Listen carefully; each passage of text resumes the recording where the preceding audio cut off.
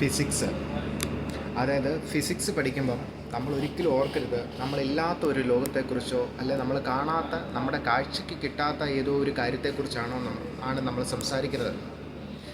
പല പ്രതിഭാസങ്ങളും നമ്മുടെ കാഴ്ചയ്ക്ക് കിട്ടുന്നതല്ലെങ്കിലും ഇതെല്ലാം സയൻറ്റിഫിക്കലി പ്രൂവ്ഡാണ്. ഇതെല്ലാം കൃത്യമായ അടിസ്ഥാനമുണ്ട്. അതിനൊരു ഉദാഹരണം തന്നെ പറയാം. നമ്മൾ ഈയിടെ അടുത്ത കാലത്തായിട്ട് ഈ ലാസ്റ്റ് നോബൽ പ്രൈസ് കിട്ടിയ ഫിസിക്സിൻ്റെ ഫീൽഡ് ഏതാണെന്ന് ചോദിച്ചാൽ ടണലിംഗ് എന്നാണ് പറയുന്നത്. ടണലിംഗ് അതായത് ഇലക്ട്രോൺസുകൾ ടണൽ ചെയ്യും. അതായത് നമ്മുടെ സാധാരണ ഒരു വീടിന് ഒരു മതിലുണ്ടെങ്കിൽ നമുക്ക് എത്താൻ പറ്റുന്നത് ആ മതിലിൻ്റെ സൈഡ് വരെയുള്ളൂ. അതിൻ്റെ മുകളിലേക്ക് നമ്മൾ കയറണമെങ്കിൽ നമുക്ക് എന്താണ് വേണ്ടത്?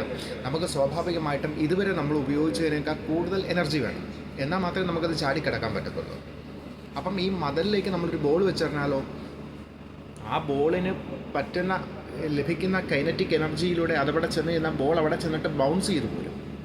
കാരണം അതിൻ്റെ ശേഷി മതിലിനെ മറികടക്കണമെങ്കിൽ ആ മതിൽ ഉയർത്തുന്ന പ്രതിരോധത്തേക്കാൾ കൂടുതൽ ശേഷി നമ്മൾ ഔട്ട്പുട്ട് കൊടുത്താൽ മാത്രമേ അതിനെ മറികടക്കാൻ പറ്റത്തുള്ളൂ.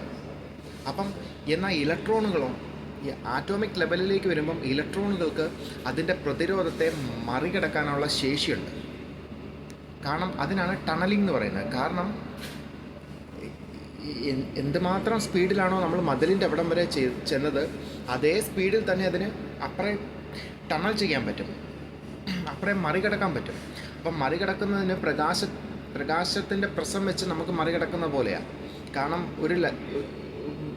കാരണം ഇങ്ങനെ ടണൽ ചെയ്യണമെങ്കിൽ അതിനുണ്ടായിരിക്കേണ്ട ഒരു സവിശേഷതയാണ് അതൊരു വേവ് പാർട്ടിക്കിളായിരിക്കണം.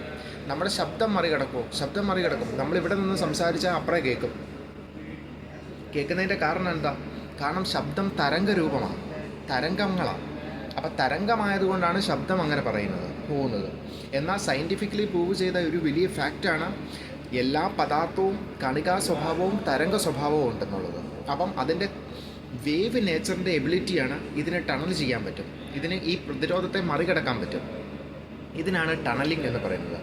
ശരിക്കും പറഞ്ഞാൽ ഈ ടണലിംഗ് എന്ന് നമ്മൾ ഒന്നും കൂടി ശ്രദ്ധിച്ചു കഴിഞ്ഞാൽ നമുക്ക് മനസ്സിലാവും, ആറ്റത്തിൻ്റെ ഉള്ളിൽ ഒരു എനർജിയുണ്ട്, ന്യൂക്ലിയർ എനർജി എന്ന് പറയുന്നത്. കാരണം അതാണ് ആറ്റത്തിൻ്റെ ഉള്ളിലെ പ്രോട്ടോണുകളെയും ഒക്കെ കൂട്ടി സാധാരണ പ്രോട്ടോണുകൾ തമ്മിൽ കൂടി യോജിക്കത്തില്ല, കാരണം എതിർത്ത് പോകും. പക്ഷെ അങ്ങനെ എതിർത്ത് പോകാതിരിക്കുന്നതിൻ്റെ കാരണം പ്രോട്ടോണുകളെക്കാൾ മുഴുവൻ കൂട്ടി നിർത്താൻ പറ്റുന്ന രീതിയിൽ അത്ര ശക്തമായ സ്ട്രോങ് ന്യൂക്ലിയർ എനർജി ഈ ആറ്റത്തിൻ്റെ ഈ പൊടിയായ ആറ്റത്തിൻ്റെ ന്യൂക്ലിയസിനുള്ളിൽ ഉണ്ട് എന്നുള്ളതാണ് സയൻറ്റിഫിക്കലി പ്രൂവ്ഡ് ഫാക്റ്റാണ്. അപ്പം അതിൻ്റെ പ്രതിരോധമായ അതിൻ്റെ ആ മേഖല വിട്ട് പുറത്തേക്ക് അല്ലെങ്കിൽ വേറെ ഒന്നുമായിട്ട് യോജിച്ച് പ്രവർത്തിക്കാൻ പറ്റത്തില്ല. ആറ്റം അങ്ങനെ തന്നെ നിൽക്കത്തുള്ളൂ, അതിന് വേറെ ഒന്നിലേക്ക് ട്രാൻസ്ഫർ ചെയ്യാൻ പറ്റത്തില്ല എന്നുള്ളതാണ് സാധാരണ ഒരു നിഗമനം. പക്ഷേ ടണലിംഗ് എന്ന് പറയുന്നത്, ആ ടണലിംഗ് എന്ന പ്രതിഭാസം വെച്ചാണ് നമ്മുടെ സൂര്യനിൽ ഫ്യൂഷൻ എനർജി ഉണ്ടാകുന്നത്. കാരണം രണ്ട് ആറ്റത്തിൻ്റെ ന്യൂക്ലിയസുകൾ തമ്മിൽ ചേർന്ന് ഒന്നായി മാറുന്ന കാഴ്ചയാണ്. അപ്പം താരതമ്യേന എനർജി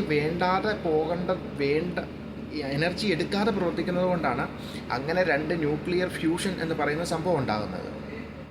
അതുപോലെ തന്നെയാണ് ആറ്റത്തിൻ്റെ ഉള്ളിൽ നിന്ന് ന്യൂക്ലിയസ് പുറത്തേക്ക് വന്നാൽ റേഡിയേഷൻ ഉണ്ടാകുന്നത്. കാരണം റേഡിയേഷൻ എവിടെയെങ്കിലും സംഭവിച്ചിട്ടുണ്ടെങ്കിൽ അതിൻ്റെ എഫക്റ്റ് കാലാകാലങ്ങളോളം അവിടെ കാണും. അങ്ങനെ കാലാകാലങ്ങളോളം ഉണ്ടാകാൻ കാരണം ടണലിംഗ് ആണ്. കാരണം ന്യൂക്ലിയസിൽ നിന്ന് പുറത്ത് ചാടിയ എനർജി അവിടെ കാലങ്ങളോളം നിൽക്കുക. അപ്പോൾ എങ്ങനെയാണ് കാലങ്ങളോളം നിൽക്കാൻ പറ്റുന്നതെന്ന് ചോദിച്ചാൽ അത് ടണൽ ചെയ്തിട്ടാണ്. കാരണം അതിൽ നിന്ന് ലീക്ക് ഔട്ട് ആകാനായിട്ട് അതിന് അധികമായ എനർജി ആവശ്യം വന്നില്ല. അപ്പം പ്രപഞ്ചത്തിൻ്റെ ഒരു സയൻസിൻ്റെ ഭാഗം തന്നെയാണ് ഈ ടണലിംഗ് എന്ന് പറയുന്ന പ്രതിഭാസം. നമ്മുടെ നിത്യജീവിതത്തിൽ നമുക്ക് കാണാൻ പറ്റുന്ന സൂര്യനിലെ ഫ്യൂഷനും നമ്മുടെ റേഡിയേഷൻ എമിറ്റ് ചെയ്ത് കഴിഞ്ഞാൽ അവിടെ മുഴുവൻ അതിൻ്റെ വികിരണങ്ങൾ ഉണ്ടാകാൻ കാരണവുമായത് ഈ ടണലിംഗ് ആണ്. കാരണം ന്യൂക്ലിയസിൻ്റെ ഉള്ളിൽ മാത്രം കിടക്കേണ്ട എനർജി ആയിരുന്നു.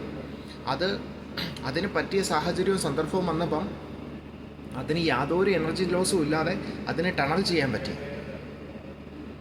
അപ്പം ഓർക്കുക, നമ്മുടെ ജീവിതവുമായിട്ട് ബന്ധപ്പെട്ട കാര്യങ്ങളാണ് ഈ ഫിസിക്സിലൂടെ പ്രൂവ് ചെയ്യുന്നതും ഈ ഫിസിക്സിലൂടെ പുറത്തു വരും.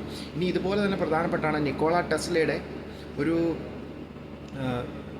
പ്രത്യേകതയായിരുന്നു. അദ്ദേഹത്തിൻ്റെ ഒരു കണ്ടുപിടുത്തത്തിലെ ഏറ്റവും പ്രധാനപ്പെട്ടതും അദ്ദേഹം എത്തിച്ചേരാൻ അടുത്ത് വന്നിരുന്നതുമായ ഒരു സയൻറ്റിഫിക്കൽ ഇന്നോവേഷനാണ് ഇലക്ട്രിസിറ്റിയുടെ വയർലെസ് ഇലക്ട്രിസിറ്റി. അപ്പോൾ നമ്മളോർക്കും വയർലെസ് ഇലക്ട്രിസിറ്റി എന്ന് പറയുന്നൊരു സംഭവം ഉണ്ടാവുമോ? അത് പോസിബിളാണോ? കാരണം ഈ വയറും കമ്പിയും ഒക്കെ ഇട്ട കാണുന്ന ഇലക്ട്രിസിറ്റിയാണ് നമ്മൾ കണ്ടിട്ടുള്ളത്. അപ്പം അത് ഇമ്പോസിബിളാണെന്ന് നമുക്ക് തോന്നും.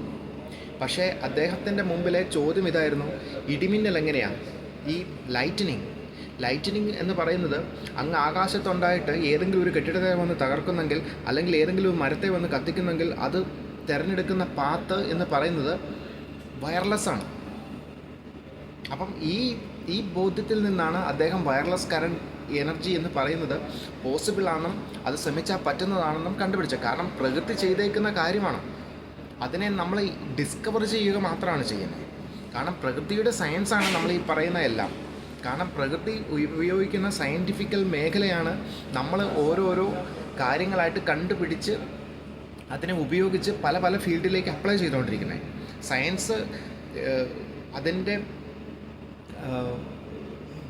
മാതൃകയാക്കുന്ന സയൻസ് അതിൻ്റെ അറിവിൻ്റെ കേന്ദ്രമായിട്ട് കാണുന്നത് പ്രകൃതിയിൽ നടക്കുന്ന പ്രതിഭാസങ്ങളെ തന്നെയാണ്. അപ്പോൾ വയർലെസ് കറണ്ട് പോസിബിളാണോ നിക്കോള ടെസ്ലയുടെ? പോസിബിളാണ്. കാരണം ലൈറ്റനിങ് അങ്ങനെയാണ് സഞ്ചരിക്കുന്നത്. അതിന് എന്തെങ്കിലും കമ്പിയോ എന്തോ പരിപാടിയെങ്കിലും ഉണ്ടോ? ഇല്ല. ഹ്യൂജ് എനർജിയാണ്. അതിനെ റിസീവ് ചെയ്തെടുക്കാൻ പറ്റുന്ന ട്രാൻസ്ഫോമറും പരിപാടിയൊന്നും നമുക്കില്ല. പക്ഷേ അത് പോസിബിളാണ്. ഇങ്ങനെയാണ് സയൻസിൻ്റെ ഓരോ വഴികളും. Thank you.